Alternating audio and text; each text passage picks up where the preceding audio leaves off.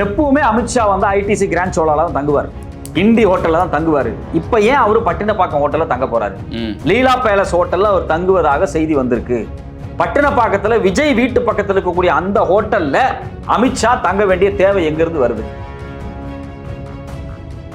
திரும்ப திரும்ப என்ன சொல்லப்படுது அப்படின்னா, ஆதவர்ஜுனா மேல இருக்கக்கூடிய அந்த முக்கியமான வழக்கு, ரெண்டாவது விஜய் மீதான சிபிஐ வழக்கு. சிபிஐ விசாரணை அப்படிங்கிறது தமிழ்நாடு அரசு போட்ட அந்த வழக்கை தான் சிபிஐ விசாரணை பண்ணிட்டு இருக்காங்க. அதனால விஜய்க்கு ஒரு நெருக்கடி அப்படிங்கிறது உண்மை. சோ அமித்ஷா வரக்கூடியது யாருக்கு இங்க முக்கியமான விஷயம்னா, தமிழக வெற்றி கழகத்துக்கு தான் முக்கியமான விஷயம், பாஜகவுக்கு தான் முக்கியமான விஷயம். ஏன்னா இவங்க ரெண்டு பேருக்கு இடையில் நடக்க போற சந்திப்புல தான் அடுத்த கூட்டணி பேச்சுவார்த்தையில் ஒரு முக்கியமான விஷயம் தகவல் வெளிவரப்போகுது. அவங்களோட ஒரே டிமாண்டு 70 சீட்டு பிளஸ் 6 அமைச்சர் பதவி. அதாவது ஆட்சி அதிகாரத்தில் இவங்க வந்துட்டா அதுல 70 பிளஸ் 6 அப்படிங்கிறது அவங்களுடைய ஃபார்முலாவா இருக்கு. இந்த ஃபார்முலா ஏற்கனவே காங்கிரஸும் வைக்கிறாங்க.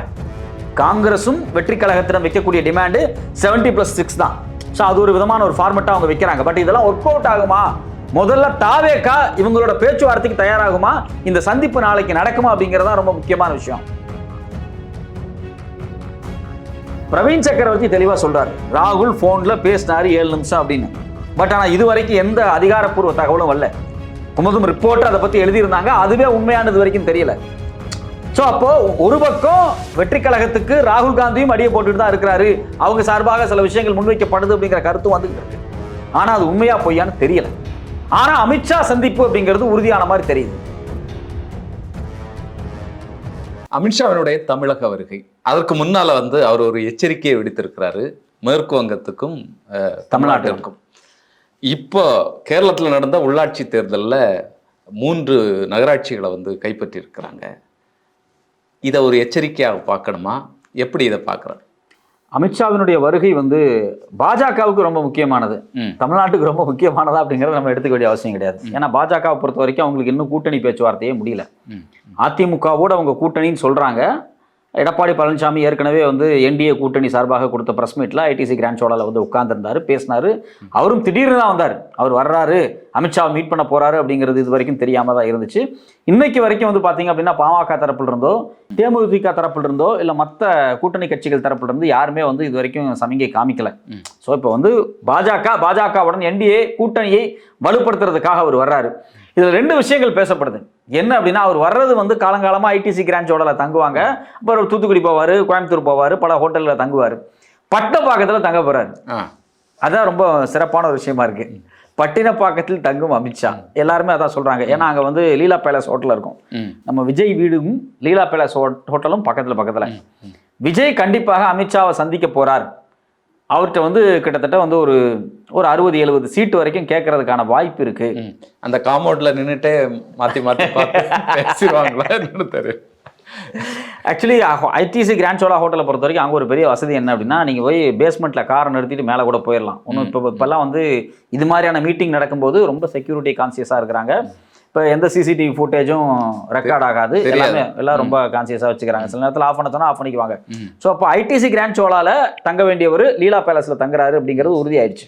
அங்கதான் அவர் தங்க போறாரு. விஜய் வீட்டுக்கு பக்கத்துல அமித்ஷா தங்க போறாரு. பேச்சுவார்த்தை 70 சீட்டு, 6 மினிஸ்டர், ஆட்சியில பங்கு, இதுல எல்லாம் கேட்டிருக்கிறாங்க. இந்த சூழ்நிலையில் என்ன அப்படின்னா, விஜய் அவங்க கட்சியில போன வாரம் ஒரு தீர்மானம் போட்டிருக்கிறாங்க. விஜயை யார் முதலமைச்சரா ஏத்துக்கிறாங்களோ அவங்களதான் கூட்டணிக்கே நாங்க ஏத்துக்குவோம் அப்படிங்கிறாங்க. அவங்கள பொறுத்த வரைக்கும் ஆட்சி அதிகாரத்தில் பங்கு கொடுக்க தயாரா இருக்கிறாங்க. அதை முதல்ல இருந்தே விஜய் சொல்லிட்டு தான் இருக்காரு. ஆனா கூட்டணி வந்தாலும் முதலமைச்சர்னா அப்படிங்கிறாங்க. முதலமைச்சரா விஜயை கொண்டு வர்றதுக்கு அமித்ஷா ஒன்னும் விருப்பப்பட மாட்டார். நிச்சயமா. இப்ப நீங்க சொல்றது சரிதான். இந்த பக்கம் அதிமுகவில் முதலமைச்சர் நான் தான், கூட்டணி நான் தான் முடிவு பண்ணுவேன். அந்த பக்கம் விஜய் அவர்கள் நான் தான் முதலமைச்சர், கூட்டணியை நான் தான் முடிவு பண்ணுவேன். எப்படி பொருந்தி போகும்? ஒரு நாளும் பொருந்தாது. பெரிய சிக்கலே அங்கதான் வருது. இப்ப அதிமுகவும் விஜயும் கூட்டணி சேர்றதுக்கு 100% வாய்ப்பே இல்லை. அவங்க சேர்றதுல அவ்வளவு சிக்கல்கள் இருக்கு. அப்படிங்கிறதுனாலதான் இவங்க என்ன பண்றாங்க அப்படின்னா, அமித்ஷாவினுடைய அட்வைஸ்ல தான் செங்கோட்டையன் தாவேக்காக்குள்ள போய் உட்காராரு, வெற்றி கழகத்துக்குள்ள போய் உட்காராரு. அப்ப அவரை பொறுத்த வரைக்கும் அவர் போய் உட்கார்ந்தது முக்கியம் கிடையாது. அதுக்கு பிறகு அடிக்கக்கூடிய பேனர்கள்ல அவர் பாத்தீங்க அப்படின்னா, செங்கோட்டையன் ஜெயலலிதா படத்தையும் எம்ஜிஆர் படத்தையும் பயன்படுத்துறாரு. சோ ஏதோ ஒரு வகையில விஜயும் எம்ஜிஆர் படத்தை அதிகமா பயன்படுத்துறாரு. அவர் ஜெயலலிதா படத்தை பயன்படுத்தல, எம்ஜிஆர் படத்தையும் அண்ணாவு படத்தையும் அதிகமா பயன்படுத்துறாரு. அதிமுகவில் சிதையக்கூடிய ஓட்டுக்கள் அதிமுகவில் சிதையக்கூடிய அந்த வாக்கு எண்ணிக்கையை மொத்தமா கலெக்ட் பண்ணி அப்படியே இங்க கொண்டு வந்துடணும். எங்க அப்படின்னா வெற்றி கழகத்துக்குள்ள தாவேக்காக்குள்ள கொண்டு வந்துடணும் அப்படிங்கிற நோக்கம் வந்து விஜய்க்கு ஒரு ஐடியா இருக்கு, ஆதவர்ஜனாவுக்கு இருக்கலாம், அவங்க டீமுகளுக்குள்ள ஒரு பேச்சுவார்த்தை இருக்கலாம். பட் ஆனா இது நடைமுறையில் நடக்குமா அப்படிங்கிறது தெரியல. ஸோ இப்போ அடுத்த ஆப்ஷனாக ஓபிஎஸ்ஸும் அதிமுகக்குள்ள போயிடுவாரு அப்படிங்கிறதான் ஒரு பேச்சுவார்த்தை நடந்துட்டு இருக்கு. டிடிவி அவர் வந்து ஒன்றும் என்டிஏ கூட்டணிக்கு, அதாவது பார்த்தீங்கன்னா அவர் அண்ணாமலைக்கு பிறந்தநாள் வாழ்த்தெல்லாம் தெரிவிச்சிருக்காருன்னு சொல்றாங்க. ஸோ அது இருக்கட்டும். ஸோ அப்போ அவர் என்டிஏக்கு போவாரா இல்லை ஒரு விஜய்க்கு போவாரா அப்படிங்கிற ஒரு கால்குலேஷன் சவுத்தில் இருக்கக்கூடிய ஓட்டை வந்து ஒரு சேஞ்சஸுக்குள்ள கொண்டு வரும். ஏன்னா விஜய்க்கு ஒரு குறிப்பிட்ட இளைஞர், புதுசாக வரக்கூடிய இளைஞர்களும் சரி, ஒரு குறிப்பிட்ட சதவீதம் ஓட்டு கண்டிப்பாக வரும். அதெல்லாம் மாற்றுக்கிறதே கிடையாது. எப்பவுமே ஒரு டீம் தயாரா இருக்கும். மாற்றம் புதுசா வரவங்க எப்பவுமே எல்லா காலகட்டத்திலையும் எந்த அரசியலா இருந்தாலும் ஒரு மாற்றம் வேணும் அப்படிங்கிறது வந்து இயல்பா இருக்கக்கூடிய ஒரு ஹியூமன் மென்டாலிட்டி. அந்த ஹியூமன் மென்டாலிட்டி யாரை நோக்கி நகருது அப்படின்னா விஜயை நோக்கி நகர்ந்துருச்சு. இப்ப நீங்க ஆல்டர்னேட் முகாம் இல்ல, அதான் பிரச்சனை. இப்ப விஜய் திமுக இருக்கு, இன்னொரு பக்கம் விஜய் நின்றுட்டு இருக்கா. அப்படி விஜய்க்கு ஒரு டீம் வந்து ஒரு ஸ்ட்ராங்கா வந்து பேக்கப்போட நிக்கிறாங்க, அதாவது ஒரு பிளானை போட்டுட்டு இருக்காங்க. அவர் இப்ப இன்னைக்கு எலெக்ஷன்ல இருக்கக்கூடிய ஒரு மிகப்பெரிய சேஞ்சஸ் என்ன அப்படின்னா, அவங்களுக்கு வந்து கிரவுண்ட்ல கட்டமைப்பு இல்லாம இருக்கலாம், அவங்களுக்கு வந்து கிராமப்புறங்கள்ல கட்சி அலுவலகமே இல்லாம இருக்கலாம். இங்க என்னன்னா விஜய் நேரடியா சோசியல் மீடியால கிரவுண்ட்ல இருக்கக்கூடியவங்களுக்கு தெரிகிறாரு. அதனால விஜய்க்கு வந்து ஒரு குறிப்பிட்ட சதவீத ஓட்டு வர்றதுல எந்த மாற்று கருத்துமே கிடையாது, வரும். அதுல வந்து ஆனா வெற்றி ஜெயிக்கலாம் மாட்டாங்க, அவங்களால ஜெயிக்கிறதுக்கெல்லாம் வாய்ப்பு இல்லை. பட் ஆனால் இதை எது பேலன்ஸ் பண்ணும்? இப்போ விஜய்க்கு இருக்கக்கூடிய அந்த மாசு, அவருக்கு வந்து நேரடியாக அவரை பார்த்து ஓட்டு போட்டுருவாங்க அப்படிங்கிறது எது பேலன்ஸ் பண்ணும் அப்படின்னா, எந்த கட்சி கிரவுண்ட்ல கட்டமைப்பை ஸ்ட்ராங்காக வச்சிருக்குதோ அந்த கட்சி அதை பேலன்ஸ் பண்ணிடும். இப்போ திமுக இன்னைக்கு திருவண்ணாமலையில கூட்டம் போட்டிருக்காங்க, இளைஞரணி கூட்டம், 1,30,000 நிர்வாகிகள் வந்திருக்காங்க. நிர்வாகிகள் மட்டுமே 1,30,000 பேர். இப்போ இந்த 1,30,000 பேர் வடக்கு மண்டலத்தினுடைய நிர்வாகிகள். இப்போ நீங்க தென் மண்டலத்தில் போட்டீங்கன்னா அதுல ஒரு 1,30,000 பேர் நிர்வாகிகள் வந்து உட்காருவாங்க. இந்த நிர்வாகிகள் ஆளுக்கு 10 பேர்த்த பிடிச்சாங்க அப்படின்னாலே 10 ஓட்டை அவங்க ஜென்ரேட் பண்றாங்க, இல்லை 5 ஓட்டை ஜென்ரேட் பண்றாங்க அப்படின்னா ஒட்டுமொத்தமாக திமுகவினுடைய இளைஞரணி நிர்வாகிகள்ல ஒரு 2 லட்சம் பேர் இருக்காங்க அப்படின்னு வச்சுங்களேன். ஆளுக்கு 10 பேர் அவங்க டேர்ன் அவுட் பண்றாங்க இளைஞர்கள் அப்படின்னாலே 20 லட்சம் வாக்குகள். இல்ல ஒரு 5 பேர்த்த பண்ணாலே 10 லட்சம் வாக்குகள். நீங்க இந்த 10 லட்சம் வாக்குகள் தான் விஜய்க்கே விழும். இப்போ இங்கே 2 விஷயம். ஒன்று அவருடைய popular phase, social media image, அந்த சோஷியல் மீடியா இமேஜ்லேருந்து கன்வெர்ட் ஆகி வரக்கூடிய ஓட்டு. இன்னொரு பக்கம் நிர்வாகிகள் கட்டமைப்பிலிருந்து வரக்கூடிய ஓட்டு, அதில் நடக்கக்கூடிய கேம்பெயின். அந்த கேம்பெயினில் திமுக இன்னைக்கு ஸ்ட்ராங்காக இருக்கு, அது வந்து ஒரு வலுவாக இருக்கக்கூடிய இருக்கும். ஸோ அப்போ அமித்ஷாவினுடைய வருகை என்பது அவருடைய கூட்டணியை தீர்மானிக்க வேண்டிய இடத்துல அவர் இருக்கிறார். இந்த திமுகவுக்கு இருக்கக்கூடிய பலத்தை அசைச்சு பார்க்கணும் அப்படிங்கிறது அவங்களுடைய ஒரே எண்ணமா இருக்கு.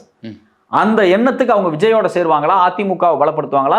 அதிமுகவுக்கு கிரவுண்ட்ல சப்போர்ட் இருக்கு, விஜய்க்கு பாப்புலர் சப்போர்ட் இருக்கு, ஓட்டா கன்வெர்ட் பண்ணக்கூடிய சப்போர்ட். இந்த ரெண்டுல எதை அவங்க சூஸ் பண்ணுவாங்க அப்படிங்கிறதா ரொம்ப முக்கியம். அங்க எடப்பாடி தான் சிஎம், இங்க விஜய் தான் சிஎம். ஏன்னா அமித்ஷா வர்றதுக்கு முன்னாடியே அவசர அவசரமா கூட்டம் போட்டு விஜய் அறிவிச்சிட்டாரு. ஸோ இப்போ இந்த சந்திப்பு நடந்தாலும் திமுகவை வீழ்த்த வேண்டும் அப்படின்னு சொல்லி இந்த சந்திப்புகள் நிகழ்ந்தாலும் கூட்டணியாக அவங்க ஒன்னா நிக்கிறதுக்கு வாய்ப்பே இல்லை. விஜய் மேல இருக்கக்கூடிய சிபிஐ வழக்க வச்சு மிரட்டலாம்.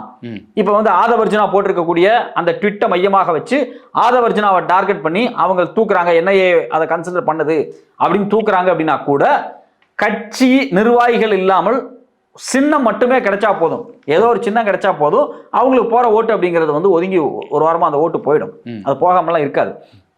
ஸோ அப்போ அந்த ஓட்டை யார் கைப்பற்ற போறது? பாஜக, அதாவது பிஜேபி என்ன நினைக்குது அப்படின்னா, திமுகவை அடுத்த 5 ஆண்டுகள் வரவிடாம தடுப்பதற்கு செய்யணும் அப்படிங்கறதுக்காக இவங்க ஒரு கூட்டமைப்பா ரெடி பண்றாங்க.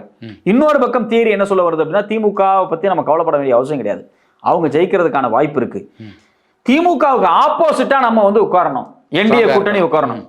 ஸோ அந்த இடத்துல பாஜகவுக்கு தான் அதிக மதிப்பு இருக்கணும், பாஜகவுக்கு தான் வலுவான ஒரு இடம் இருக்கணும் அப்படின்னு அவங்க ஃபீல் பண்றாங்க. ஏன்னா அட்லீஸ்ட் எல்லா மாநிலத்திலுமே பாத்தீங்க அப்படின்னா அவங்க ஒரு கட்சியை கபலீகரம் பண்ணி காலி பண்ணும்போது செகண்ட் இன் பொசிஷனுக்கு அவங்க வந்து உட்காருவாங்க. அது அஸ்ஸாம்ல ஆரம்பிச்சாலும் சரி, மகாராஷ்டிராவா இருந்தாலும் சரி, எங்கேயா நீங்க வந்து பீகாரா இருந்தாலும் சரி, செகண்ட் இன் பொசிஷன்ல வந்து அவங்க உட்கார விருப்பப்படுவாங்க. ஏன்னா அங்கெல்லாம் செகண்ட் இன் பொசிஷன்ல மாநில கட்சிகள் இருக்கும். இப்போ அதே மாதிரி பார்த்தீங்கன்னா உத்தரப்பிரதேசா இருந்தாலும் சரி, பீகாரா இருந்தாலும் சரி, மகாராஷ்டிரா இருந்தாலும் செகண்ட் இன் பொசிஷன்ல மாநில கட்சிகள் இருக்கும்போது மாநில கட்சிகளை கபலீகரம் செய்து அவங்களுக்குள்ள சண்டைகளை உருவாக்கி அதை உடைச்சு அதுல அந்த இடத்தை பிடிப்பாங்க, அவங்க அந்த இடத்த பிடிக்க கண்டிப்பா வருவாங்க. அது வழக்கமா அவங்க பண்ணக்கூடிய ஸ்ட்ராட்டஜி தான்.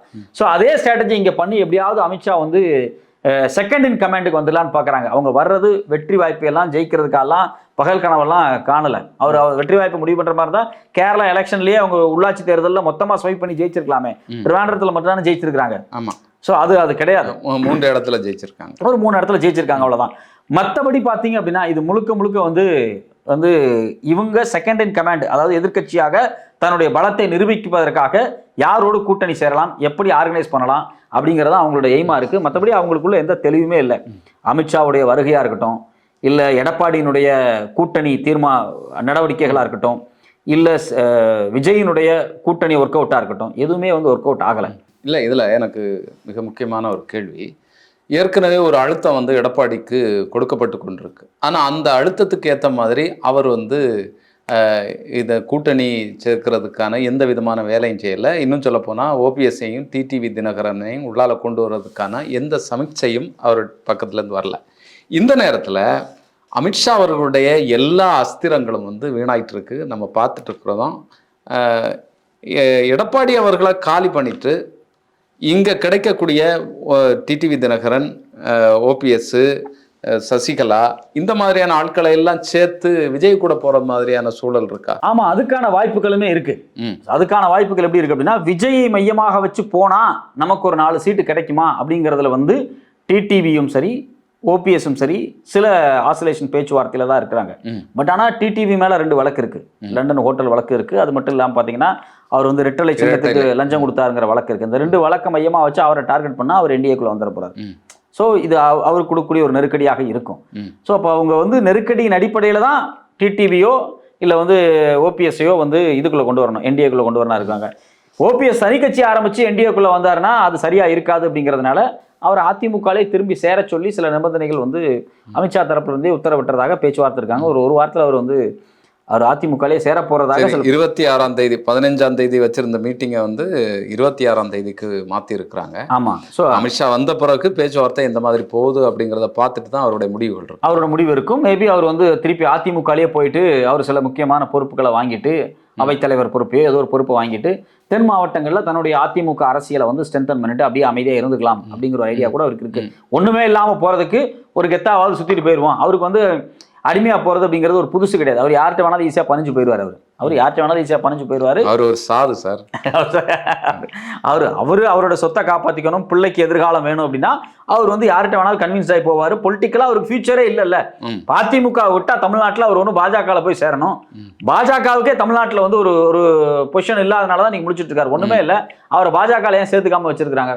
இத்தனை வருஷம் ஆச்சு இல்ல, அவர் பாஜக சேர்ந்துருக்கலாமே. பாஜக சேர்ந்தா அவருக்கு பொலிட்டிக்கல் ஃபியூச்சர்ல அப்படிங்கிறது அவருக்கு நல்லாவே தெரியும். நிச்சயமா. ஸோ அதனால வந்து ஏதோ ஒரு வகையில வந்து இந்த அணியை வந்து தேர்வு செய்யறது தான் அமித்ஷாவினுடைய 3 நாள் வச்சுட்டு இருக்கு. இதுல குறிப்பாக விஜய் அவர் சந்திப்பார், இல்ல விஜய் அவரை சந்திப்பார், 2ல் எது வேண்டுமானால் நடக்கலாம் அப்படிங்கிறது மூத்த பத்திரிகையாளர்களுடைய முக்கியமான கருத்தாக இருக்கிறது. அது நடந்தால் தமிழ்நாட்டு அரசியலில் சில மாற்றங்கள் ஏற்படும். இப்போ இந்த தொகுதி பங்கீடு பேச்சுவார்த்தையே ஆரம்பிச்சிருக்கிறதா சொல்றாங்க. 30 சீட்டு தான் தருவோம், 30 1-2 கூடலாம் அப்படின்னு சொல்லி எடப்பாடி தரப்புலேருந்து சொன்னதாக சொல்றாங்க. இவங்க வந்து 70 சீட்டு கேட்குறான்னு சொல்லி சொல்றாங்க. அதாவது இவர்களுடைய கணக்கு 55 தொகுதிகளை நம்ம எடுத்துடலாம், 15 தொகுதியை டிடிவி தினகரனுக்கும் ஓபிஎஸ்க்கும் அது ஒத்து வராத சூழ்நிலையில் கொடுத்துக்கலாம். ஓபிஎஸ்ஸை வந்து உள்ளால சேர்க்காத சூழ்நிலையில் நம்ம கொடுத்துக்கலாம் அப்படிங்கிற மாதிரியான ஒரு தியரி பேசப்படுது. அதை எப்படி பார்க்க? அப்படி பேசி அப்படி நீங்க டிடிவிக்கு 15 தொகுதி கொடுத்தாலும் இல்லை வந்து ஓபிஎஸ் கொடுத்தாலும் அது எப்படி நீங்க வந்து ஓட்டா கன்வெர்ட் ஆகும்? அதிமுக வந்து அங்க வந்து பிரச்சாரம் பண்ண மாட்டாங்கல்ல. எடப்பாடி போய் ஓபிஎஸ்க்கும் டிடிவிக்கும் இந்த பிரச்சாரம் பண்ணுவாருன்னா பண்ண மாட்டார், வாய்ப்பே இல்லை. ஸோ 2வது அந்த இடத்துல அதிமுக போய் பிரச்சாரம் பண்ணலை அப்படின்னா அந்த ஓட்டு வந்து வேற யாருக்கா கன்வெர்ட் ஆகும். இல்லை, இப்போ பாஜகவினுடைய இப்போ டிடிவியை எடுத்துக்கோமே, டிடிவி தினகரன் பொறுத்த அளவில் அவர் ஒரு 10 தொகுதியில் நிற்கிறாருன்னு வைங்க, அவருடைய ஆட்கள் நிற்கிறாங்கன்னு சொன்னால் பாஜகவுடைய வாக்கு அங்கே விடும். அவருடைய செல்வாக்கு ஏற்கனவே அவருடைய செல்வாக்கு நம்ம பெருசா ஏற்றுக்க முடியாது இல்லையா? அவருடைய செல்வாக்கு அவர் அதிமுக இருந்தால் மட்டும்தான் அவருடைய செல்வாக்கு. இங்க கட்சி தான் செல்வாக்கு, தனி மனித செல்வாக்கு அப்படிங்கிறது ரொம்ப ரொம்ப ரொம்ப குறைவு தான். கட்சி தான் அப்படி வேணா அவர் முகத்துக்காக ஒரு தொகுதியில் ஜெயிக்கலாம். அவர் ஓபிஎஸ் முகத்துக்கு ஓபிஎஸ் ஒரு தொகுதியில் ஜெயிக்கலாம். பாஜக அவருடைய கூட்டணி இருக்கும்போது அதற்கான வாய்ப்பு இல்லையா? பாஜகவுக்கே தமிழ்நாட்டில் ஓட்டு இல்லைல்ல.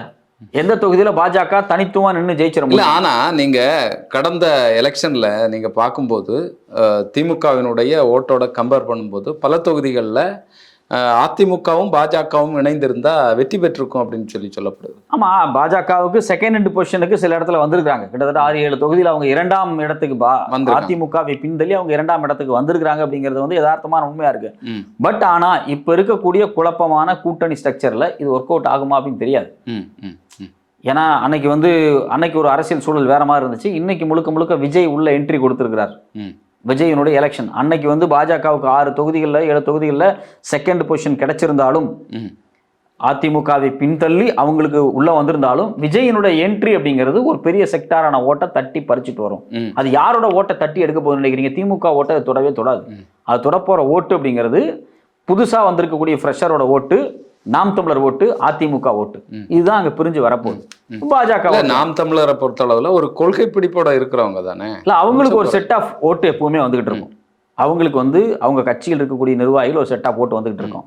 இந்த 8 லட்சம் அப்படிங்கறது அவங்களால தொட முடியாது. அவங்களுக்கு இந்த 8% சொல்றாங்க இல்லையா, அந்த 8% வந்து வருமாங்கிறது சந்தேகம். 8% வராது. மேபி ஒரு 4-5 அதுக்குள்ள சுருக்கப்படலாம் நாம் தமிழர். ஸோ அந்த ஓட்டுல ஒரு பெரிய செக்டார் வந்து கன்வெர்ட் ஆகி விஜய்க்கு தான் போகும். ஏன்னா நாம் தமிழர் டைரக்டாவே விஜயை நேரடியாக ரொம்ப மோசமா எதிர்க்கிறாங்க. ஸோ அப்போ அது வந்து முழுக்க முழுக்க வந்து ஒரு மிகப்பெரிய இஷ்யூவாக தான் இருக்கு. ஸோ அதில் ஒரு பெரிய செக்டார் நாம் தமிழருடைய ஓட் பேங்க் கண்டிப்பாக வந்து விஜய்க்கு போக தான் செய்யும். அதுல ஒன்றும் மாற்று கருத்தெல்லாம் இல்லை. மற்ற கட்சிகள்ல இருந்தும் போகும் பாஜக, கண்டிப்பாக பாஜக, அதிமுக எல்லாத்துலேயும் இருந்து போகும். ஏன்னா அவங்க அதிமுக ஓட்டுக்கு தான் குறி வைக்கிறாங்க. ஆமா, திரும்ப திரும்ப சொல்லப்படக்கூடிய விஷயம் என்ன அப்படின்னா, தமிழ்நாட்டில் பாஜக ஒட்டுமொத்தமாக அதிமுகவை ஒன்றும் இல்லாமல் செஞ்சு அந்த பொசிஷனை நம்ம எப்படி கேப்சர் பண்ணலாம் அப்படிங்கிறதான் அவங்களுடைய ஒரே ஸ்டடியாக எப்பவுமே இருக்கும். அது எல்லா மாநிலத்திலையும், நீங்கள் மகாராஷ்டிரா மாடலாக இருக்கட்டும், இல்லை அஸ்ஸாமாக இருக்கட்டும், நீங்கள் வந்து பீகாராக இருக்கட்டும், எல்லா இடத்துலையுமே அவங்க செகண்ட் இன் பொசிஷனை நோக்கி அவங்க எப்பவுமே நகர்ந்துகிட்டு இருப்பாங்க. கொஞ்ச நாளைக்கு அவங்க வந்து ஒத்து போகிற மாதிரியே தெரியும். ஒரு கட்டத்துக்கு மேலே அவங்க கபலீகரம் பண்ணிடுவாங்க கட்சியை. இது வந்து வெளிப்படையாக எல்லாத்துக்குமே தெரிஞ்ச ஒரு உண்மை.